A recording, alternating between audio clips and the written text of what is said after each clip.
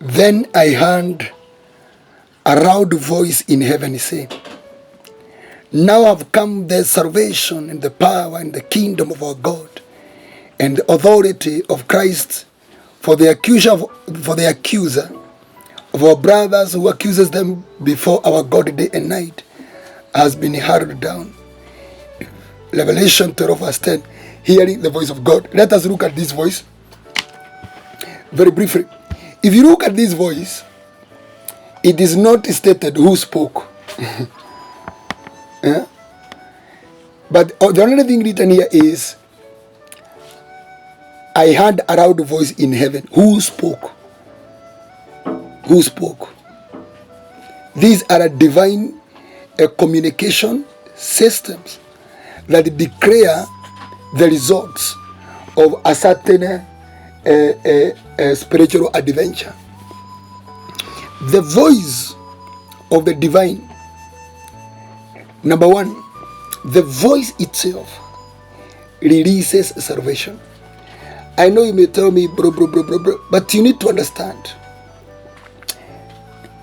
God does not speak to you because you are the way you think you are worth for God to talk to you.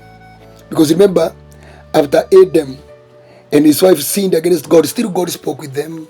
He even spoke with Satan. You see God is having a lot of conversation with Satan. In the book of Job 1 and Job 2. Yeah?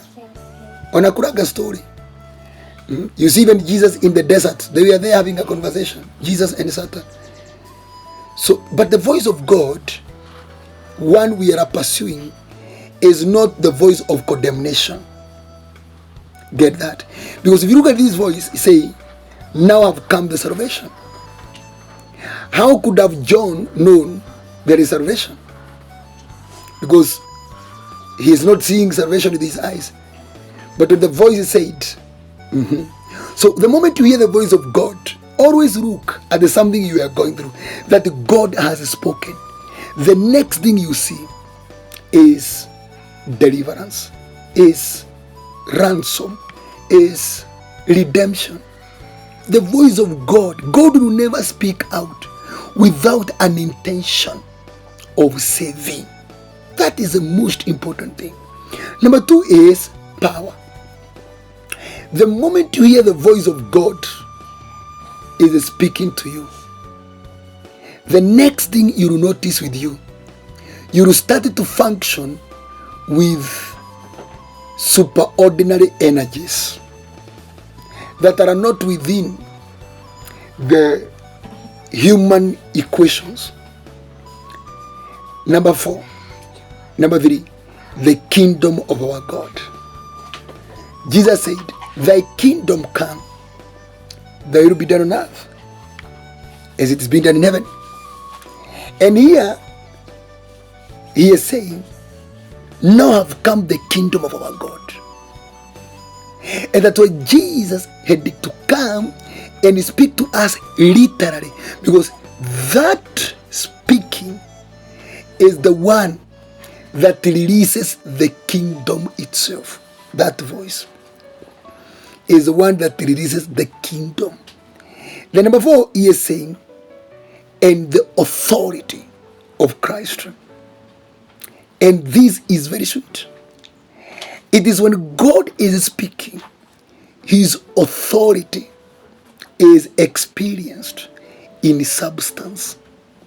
His authority is experienced in terms of reality. And he says, for the accuser has been hurled down.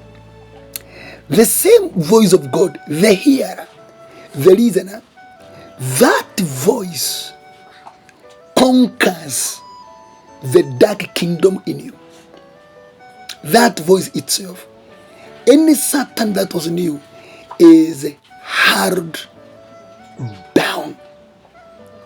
You cannot hear God speaking and the demons continue residing in you unless you are the demon itself.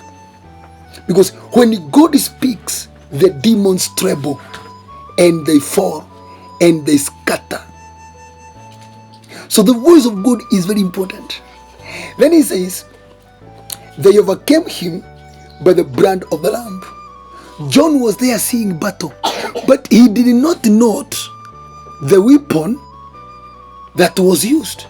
And the voice is on that is saying, Angel Michael has overcome the dragon with the blood of the Lamb and with the word of their testimony. They did not love their lives so much as to shrink from death. So the voice of God is the one that exposes the correct weapon for supreme victory. The voice of God. If you hear the voice of God, the next thing you will notice is you will know what to use. You will know what to use to win against your enemy.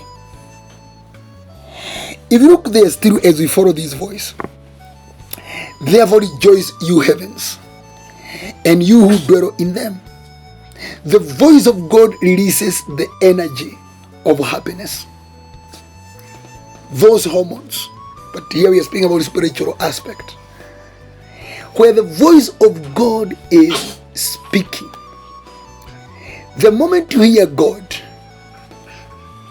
the next thing you notice is you get overwhelmed with happiness. You just become so happy, where we say the joy of the Lord is your strength. There is no way you can hear the voice of God and you continue being sad. Even if that voice was judgmental, because I told you, if you scrutinize the voice of God, even if God is speaking judgment, there is no time the voice of God spoke without indicating the remedy. But woe to the earth and the sea, because the devil has gone down to you. He is filled with fire because he knows that his time is short. Again, the voice of God reveals the pending dangers. In terms of the danger is coming from who and the weight of the danger, so that you can plan yourself out. And one of the things that is making many people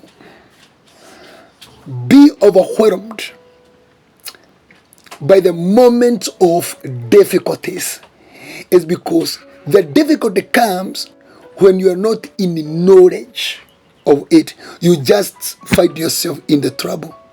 But the voice of God prepares you in advance. That's what Jesus said. When he comes, the Spirit of truth will tell you things that are yet to happen, so that you may prepare yourself adequately. The question is this: how did John position himself into hearing this voice? It has not changed. It is in Revelation 4 and verse 2. At once I was in the Spirit. And Revelation 1 and verse 10. On the Lord's day, I was in the Spirit. That is how John was positioning himself to hear the voices that were going on there in heaven. He could hear that because he was in the Spirit. Remember, John in body was still there at the island of Patmos as a prisoner. But the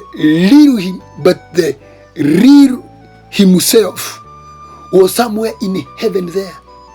They are experiencing heaven there in a very big way. But here on the earth, Roman soldiers are there with guns. They are pointing the gun at John that he doesn't escape at the island of Patmos, and there is no escape route. But Kube, the guy, is in another world where he was in the Spirit. So run out to be in the Spirit. For as many as are led by the Spirit of God, they are the sons of God. And the sons of God hear the voice of their God.